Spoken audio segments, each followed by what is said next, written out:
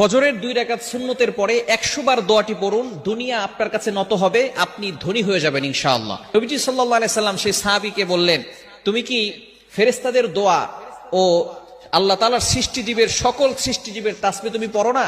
তখন নবীজি সাল্লাল্লাহু আলাইহি সাল্লাম এই দোয়াটা সেই সাহাবীকে শিক্ষা দিলেন। এই সাহাবী সেখান থেকে চলে গেলেন। চলে যাওয়ার পরে কিছুদিন তিনি আসলেন। আসার পরে বললেন, ইয়া রাসূলুল্লাহ, ইয়া হাবিবাল্লাহ, আপনি আমাকে যে দোয়াটা শিক্ষা দিয়েছিলেন এই দোয়াটার আমল আমি করেছি। এই আমল করার ফলে আল্লাহ পাক রব্বুল আলামিন আমাকে এত পরিমাণ সম্পদ দিয়েছেন, এই সম্পদ রাখার জায়গা এখন আর আমার কাছে নাই।